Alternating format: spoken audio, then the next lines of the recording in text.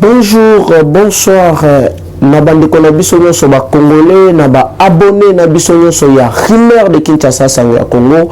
Ba nyoso basuli bako ya kolanda biso partout dans le monde na RDC mobimba pe parce que na pesi bande konabiso nyoso ba Congolais oyo bazali na RDC na ba oyo bazali na ba continent nyoso ya mokili mobimba vraiment ba mbote na bino ndenge ezalaka toujours biso tozali bana musala na bino oyo tolukaka ba information ya ko informer bino po biso nyoso tozala motivé tozala uni pour na évolution ya mboka na biso pour na développement ya mboka na biso.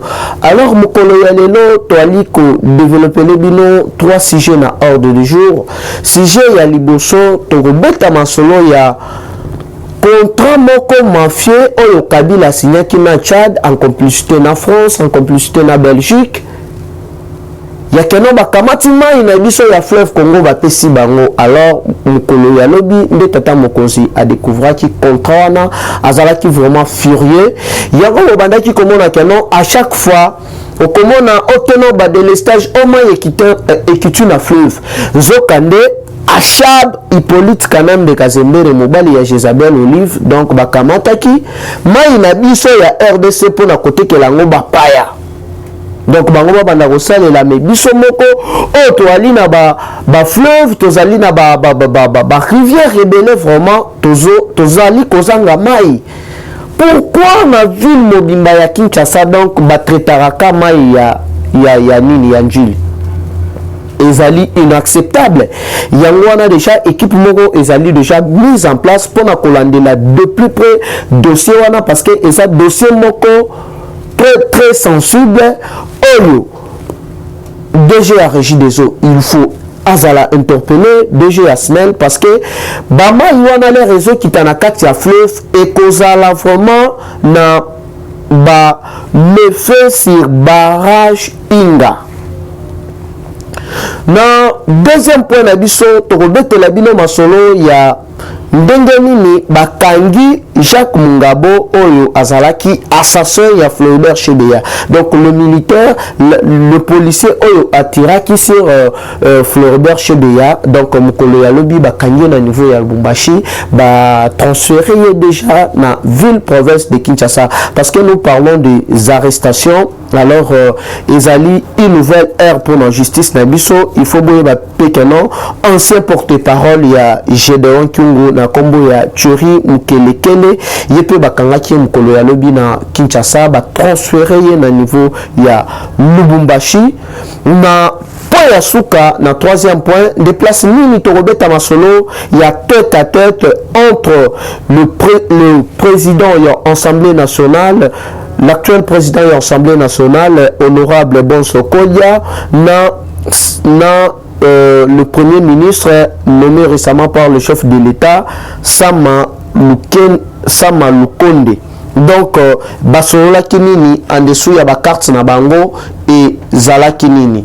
Donc, le Belabino est en gros en long et à large. Au courant, il y a émission Nabiso. Alors, ndenge na le Belaki yango na Ebandeli, concernant trois points nabiso na ordre du jour, tozali komanda na point nabiso ya liboso. Fachi vient de découvrir un contrat frauduleux signé par Joseph Kabila et le Tchad en complicité avec quelques pays européens et la Chine. Oyo bapiaki bango mai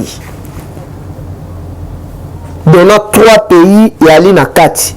Alors que likambu ya bamai oyo ezali ba conflit oyo opposaka Éthiopie na Égypte sur le Nil et opposaka ba Soudan na ba Éthiopie na ba Égypte oyo likambu de siècle et de siècle batikala vraiment kozwa compromis. Mais biso to ali na mai na biso aw oyo kolonzambe apambola RDC apesa biso fleuve Congo oyo yali compté parmi ba fleuve ya minene na mokili mobimba pe na Afrique mobimba ezali na kati. Mais comment un individu, un méchant, Hippolyte Kalembe Kazemberi onga nazo benga mikolo yo Achab mobali ya Jezabel kokamata mai na biso kokende kotekela ngo bapaya. Mais comment tout ce que beaucoup de la Congo sans que ba Congolais bango moko bazala informé yali kola ki sabino comment tout ce que régime criminel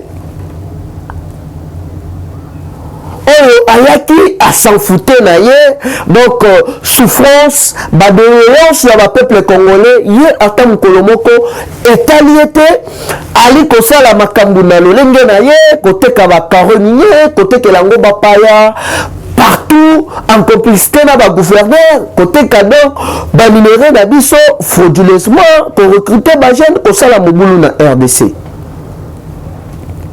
Mais oyibi ba minéraux ebele awa na RDC ba coltan ba cobalt ba uranium ba or ba cuivre ba diamant autorité okeyi musika pona koteka mai na biso ya fleuve Congo. Alors biso moko ba kolomai ya complicité na plusieurs pays ya Europe. Comment beaucoup de la Congo, comment beaucoup de la makambu ya Congo, sans toutefois passer par les Congolais. Non, ezali inacceptable. Yango mes chers compatriotes, Tata Mokonzi Mboka, l'actuel premier ministre, le futur gouvernement Oyo Ekobima, pour bientôt, Bali na musala vraiment makasi. Il y a qu'on relever plusieurs défis dans le cannabiso. Donc, il y a un moment qui commence à keno, mais comment on a un problème, il y a courant. Courant et il y a katé. Délestage, il y a délestage. Moi, il y a un problème. Autonomement, il y a fleuve et kiti. Mais boni. Tolongolana makambo elanga tina période ya mbula mai ya fleuve ekokita na magie nini. Alors que Kabila a mis pesaki pena audace yoko congolais te a signé na ye pena lobia batoke pale donc kamati pena mai na biso tout basali bisala sala na bango ebendani batia batuyo na bango frauduleusement en complicité de Nicolas Sarkozy à l'époque on a eketi na niveau ya Tchad. Alors biso koto Kinshasa mobimba kaka rivière Njili de epes sarakin mobimba mai. Alors que toi na fleuve awa siko fleuve wana ekitaka pona nini zokande Achab na mwasi na Jezabel bakamati mai na biso balie mbongo ebele plusieurs millions de dollars parce que yali contrat moko oyo bandaki okende tiba 2032 bozwa sikoyo ide ya bato oyo babandaki kotia makelele ntongo midi pourquoi soi-disant bali majorité soi-disant fatatan mais ti lelo mulanya oloba que dans les prochains jours Kabila qu'on se prononcer concernant accord ti lelo totikala comme on accordé alors que bato wana bango mosala na bango yalaki kobebisa patrimoine nyonso ya Congo bakosuka na baminere te bakosuka na kobomba peuple congolais te bakei musika na koteka mai na biso moko ya bakongolais notre richesse notre patrimoine na mboka mopaya en complicité na quelques pays européens na quelques chinois macheux oyo bango baparrainaki neti contrat wana yango bomonaki récemment awa na novembre leur Hippolyte abengaki bato na ye na kingakati kuna koyebisa bango ke non soki bakoluka guerre Congo ekozonga lisusu nsima ndenge ezalaka na indépendance parce que azalaki déjà Idriss Déby a rassuré que déjà que non ndenge ezali wana nga nazali prêt ya koappuyer yo sur le plan militaire mais nzambe ndenge asalaka makambo na ye à confondre bango Fachi élu président ya Union africaine place nini oyo akei kodécouvrir plusieurs contrats mafieux oyo Kabila atiaki déjà en place plus grave oyo asignaki déjà contrat na Hongrie a signé contrat na ba multinationaliste américain a signé contrat na plusieurs pays babanda ko exploiter banzete na biso na forêt équatoriale. Donc à l'époque oyo Kagame alaki na kati ya union sacrée a facilita bango donc bongo oyo babandaki koyiba ba minéraux donc bango ata mokolo moko batondaki te. Alors nyonso wana leur tata mokonzi akomi président ya Union africaine de akomi kotala dossier moko na moko sensible ya Afrique akei ko découvrir faux contrat oyo Achab Hippolyte Kanambe Kasembere mobali ya Jezabel Olive oyo azwaki audace ya koteka mai na biso ya fleuve Congo na Tchad biso siko bakolo mai to banda ko souffrir ba courant ezala kaka mbilinga alors que tozali na barrage inga ezali wana ya munene vraiment oyo yali compté peu na monde mais depuis construction nango depuis 1972 soki nazali soki na bosanité entretien boni au Kabila sali na barrage inga na 18 ans est passé au pays donc l'air bali kokosa oteno basala misala na barrage inga kuna zokande ezali ta o babandaki kocha ba canal na ba stratégie na bango o babandaki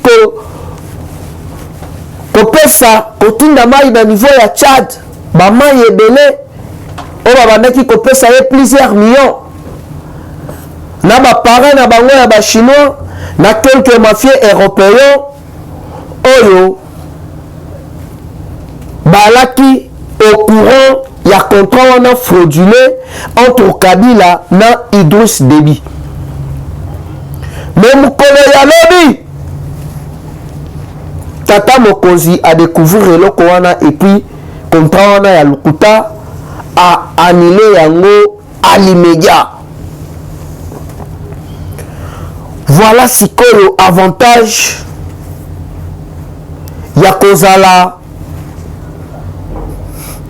na président oyo ali 100% congolais. Ya on ali koyebisa na bandeko na biso ba congolais.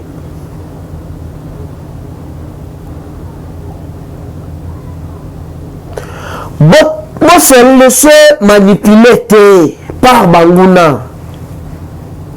Bon se laisser faire té. Bagarre oyo bali komona na est.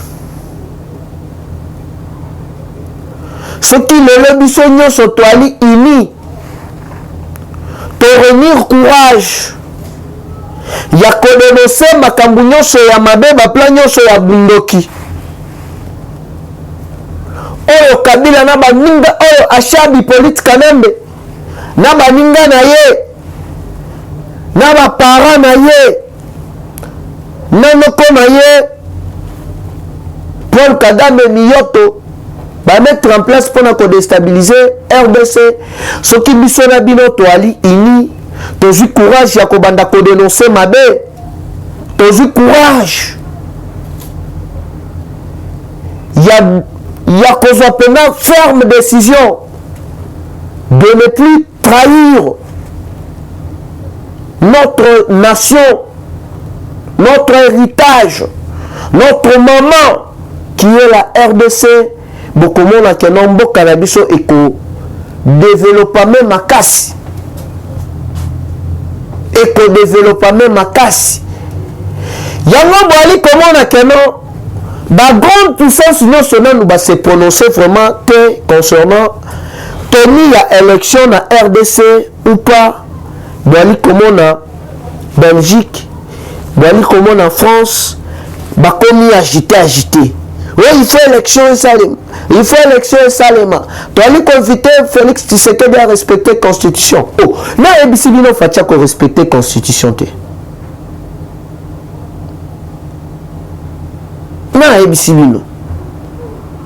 Le président de la République reste en place jusqu'à la nouvelle organisation des élections. Donc, bino ko sala makamuna bino ko na biso peto sa makamuna biso kuto. Tolingi bikota kotate. Non seulement pour la nini, bango bali plus confiance na ba candidat oyo bali ba paya. Ba candidat oyo bali ba non congolais. Ba candidat oyo bali ba congolais par alliance. Oteno papa na ye alaki na mwasi ya Zambienne. Mwasi wana yaki kokufa. Oh papa na ye alaki na mwasi moko ya congolaise. Moi musala na ya zaka Zambienne. Le mwasi na ye wana ya congolaise aye kokufa, aye ko récupérer Zambienne wana baboti na ye. Toboyi ba congolais par alliance. Toboyi ba congolais ya singama tembele. Utaki na yo Sénégal, uti Cameroun, oye awa. Donc fandanye. Alors, les comprenant qui ma propos au Fati attenira autrefois en Allemagne. Alors, qui bien, je ferai de la RDC l'Allemagne d'Afrique. Na Bundestag na bango kuna na Assemblée nationale na bango kuna. Bon na kaba non originaire na kati kuna ya Allemagne te. Bango joane ezalaka te. Donc bino nyonso oyo bali na ba passeport congolais, bino nyonso oyo bali ko détenir ba passeport congolais frauduleusement, boye bakeno leur ba passeport na bino wana ekosila ok tabiang.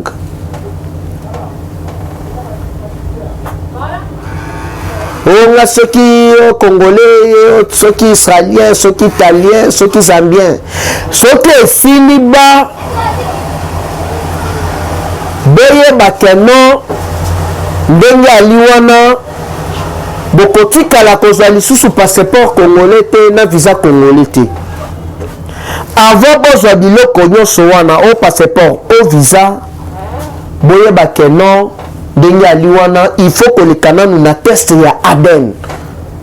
Toye baba vrai origine na bino bo utaka wapi, bobo tama wapi, toye ba. Parce que tolingi sous ba erreur ya passé à l'époque.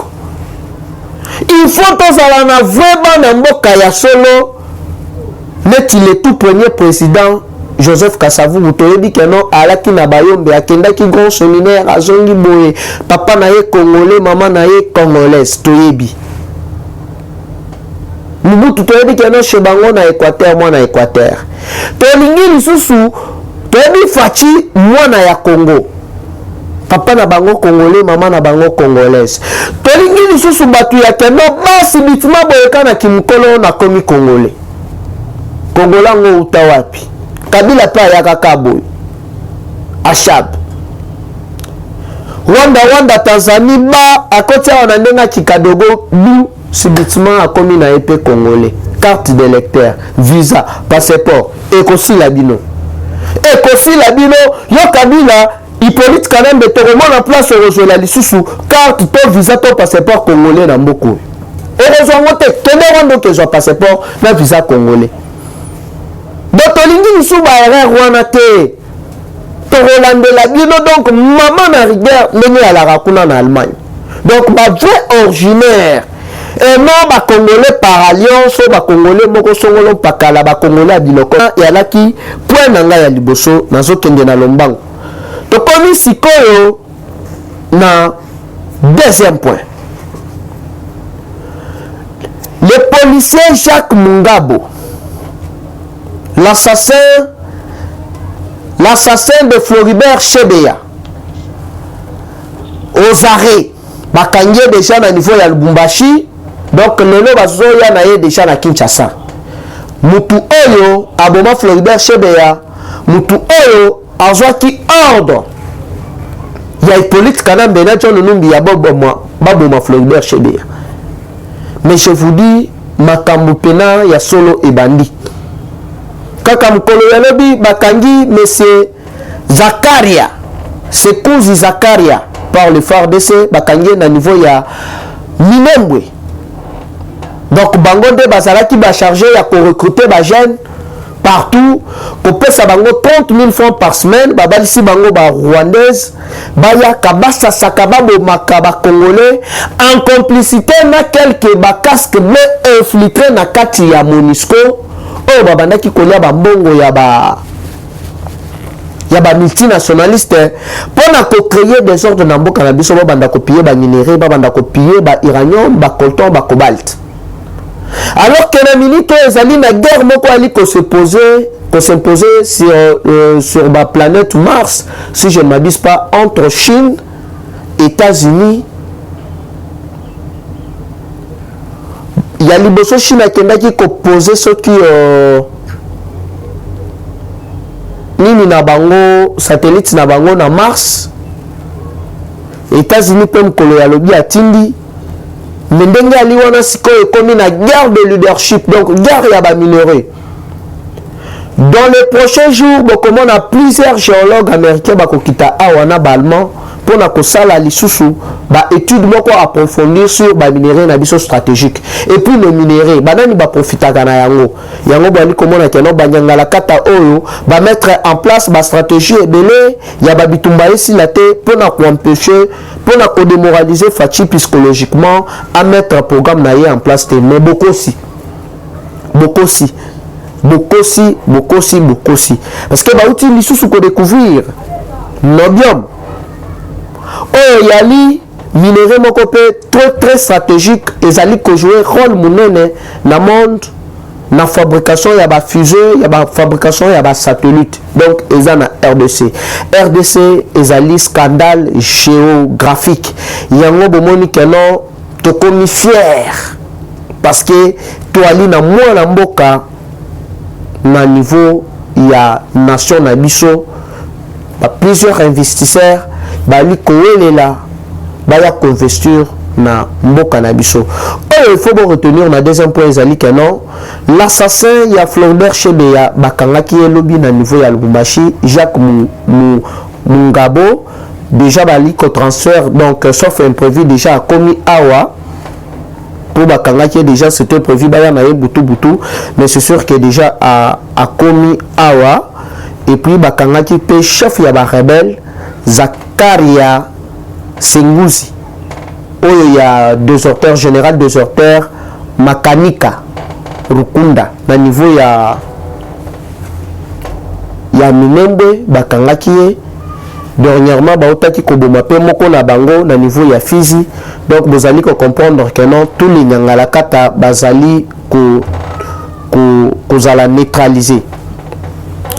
Na deuxième point et la troisième point pour la cochiter tête à tête ya mkolo ya lobi entre le premier ministre nommé récemment par le chef de l'État Sam Lukondo na honorable Bosoko Dia oyo azali président de l'Assemblée nationale au menu na bango ezalaki nini ezali il faut revoir plusieurs indemnités ya sorti ya ba ancien premier ministre ya ba ancien président parce que batuana selon oyo ba nini o balwa o bango ba votaki kuna indemnité il y a premier ministre il y a 30% par mois, donc plus ou moins 5 000 $ par mois au babandaki kopé ça est ancien président d'Oneti Achab Hippolyte Karambe Kazembere abandaki kozwa 600 000 dollars américains par mois.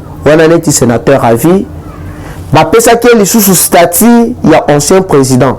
Oyo abandaki kozwa lisusu mbongo ebele plus de 400 000 dollars. Donc nyonso wana il faut ekoya. Un ancien premier ministre, accès nation de santé, mutuka na ye bakobanda kopesa ye mutuka ya luxe ya cher plus ou moins 75 000 dollars, 5 années renouvelables. Azalaki na droit ya passeport na business class et qu'on permettre un voyage na ye. Donc plusieurs avantages. Nyonso wana ezalaki façon ya ko escroquer budget na biso. Donc bakuti ba makambo ebele oyo ezalaki na kati, donc balwa nyonso wana il faut ekweya. Yango wana nde ezalaki parmi ba point fort ya rencontre na bango, et puis profil pe ya futur gouvernement au bako formé à bientôt bazali na kati ya ko formé déjà. Donc les formateurs baati lukobo na le premier ministre bazali vraiment ko travailler ba misala ezali vraiment avancé. Donc tout ba ministère et qu'on est 50 et qu'on a 45 ou 50 ministères. Donc ba ministre on a ba vice. Donc tout vraiment ndenge tata mokonzi alobaki ya canon qui salome banda. Mes salutations ma mère boss Charlotte Ndenga na Paris, mauvais Chikito Mouchachino, bana village Moloka Imobimba, maman Anesthésie, maman Françoise, papa pasteur, donc Bozali Ebele, mon vieux Roger les combattants, Ezalaki Wabino, moi Nakoli, mon numéro est toujours le même, plus 243 89 784 33 42, plus 243 89 784 33 42. Bye bye et dans les prochains numéros.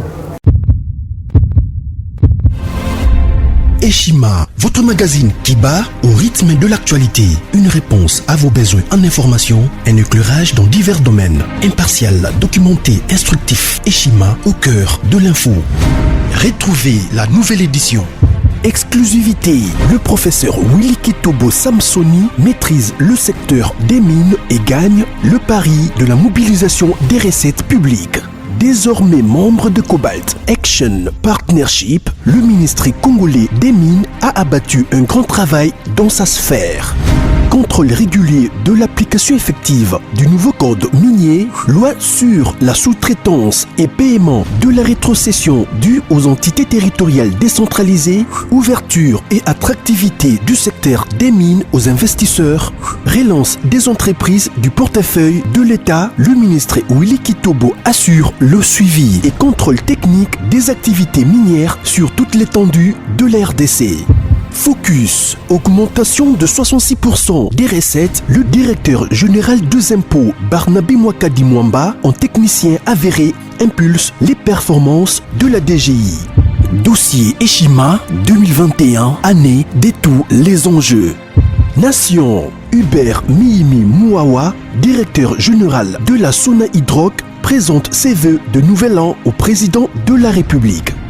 SU, la rétrospective 2019-2020 du ministre Thomas Louaka, un mandat placé sous le thème du redressement du système éducatif du supérieur.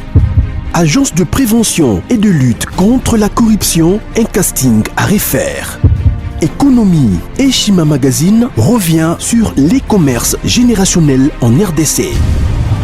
Retrouvez l'intégralité du magazine Eshima dans les kiosques. Eshima Magazine, un nouveau standard d'information.